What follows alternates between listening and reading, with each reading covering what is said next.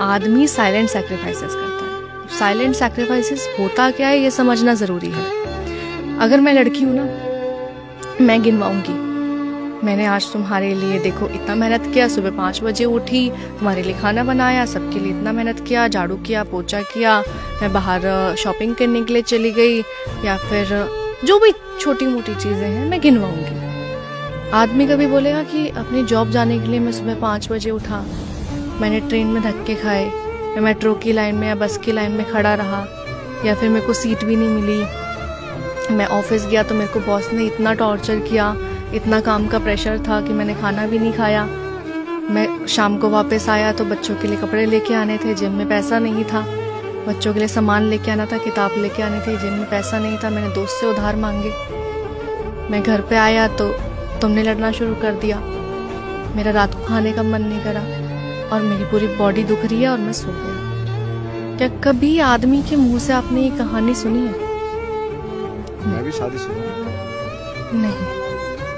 अगर औरत दिन में एक काम भी करेगी तो वो गिनवा देगी, क्योंकि ये हमारा नेचर है। हमारी बॉडी जो होती है, इंसान की बॉडी 2 तरीके से फ्लो करती है। औरतों की जो बॉडी होती है वो अपवर्ड फ्लो करती है जबान से, ठीक है, ये साइंटिफिकली प्रूवन है कि हम बोलती ज्यादा है। बोलना इन द सेंस कि चाहे वो किसी भी तौर पे हो, मैंने ये करा, मैं ये कर दूं, मैं ये ला दूं, तुम्हें ये चाहिए, तुमको वो कर दूं, ये हम पूछेंगे, हम सवाल पूछेंगे। हमारा प्यार बोलने में निकलता है, हमारा गुस्सा बोलने में निकलता है। आदमियों का जो बॉडी है ना वो अपवर्ड फ्लो होता है, लेकिन वो दिमाग तक जाता है। आदमी करके बोलता है कि मैंने बिल भर दिया है, मैं ये सामान ले आया हूँ, मैं खाना ले आया हूँ, वो करने के बाद बोलता है।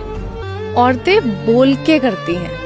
करेक्ट, ठीक है, तो ये बहुत छोटा सा डिफरेंस है कि करके जताने में और जताकर करने में। तो ये बात आज आपने फैक्ट कर दिया कि भैया आदमी हो तो चुप रहो, सुनो। तुम आदमी मर्द बना है सुनने के लिए और औरतें बनी है मुझे लगता है सुनाने के लिए। सुनाने, वो उनका नेचर है। फिर मैं ये कहती हूँ कि चलो ठीक है, अगर मैंने ये बात कह दी कि आदमी जो है वो जताता नहीं है, तो फिर इस बात में किसी को मिर्च नहीं लगनी चाहिए। हाँ, क्यों लगे? क्योंकि अगर हम ये कह रहे हैं कि औरतों के ऊपर अत्याचार होता है, औरतों के ऊपर क्राइम होता है, औरतों के साथ किसी भी तरीके का वायलेंस होता है नो डाउट, लेकिन ये मत कहो कि सिर्फ औरतों पे होता है, दोनों तरफ होता है। परेशान वो भी होते हैं, काम वो भी करते हैं, मेहनत वो भी करते हैं।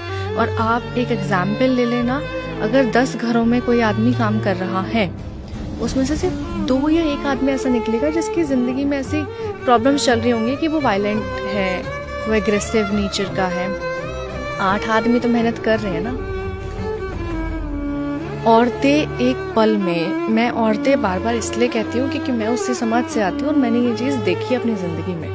मैं बहुत क्लोजली ऑब्जर्व करके ये बात बोल रही हूँ। हम एक झटके में बोल देते हैं सारे आदमी एक जैसे होते हैं, ऑल मेन आर सेम। लेकिन अगर एक लड़के ने ये बात बोल दी, एक आदमी ने ये बात बोल दी, सारी औरतें एक जैसी हैं, देन फिर वो अपने आप को ये समझेंगे कि इसने तो हमारे कैरेक्टर के ऊपर बात कर दी है, इसने तो हमें कैरेक्टरलेस बोल दिया है। तो तुम आदमियों को गाली दे सकती हो, तुम आदमियों के कैरेक्टर पे बात कर सकती हो, तुम आदमियों को प्ले बॉय बोल सकती हो, सब कुछ कर सकते हो। आदमी इतना सॉफ्ट टारगेट बन गया है कि हम उनके ऊपर चीज़ें डालते रहते हैं, एक्सपेक्टेशंस डालते रहते हैं, रिस्पॉन्सिबिलिटीज डालते रहते हैं, अपनी फ्रस्ट्रेशन डालते रहते हैं, अपना सब कुछ डालते रहते हैं।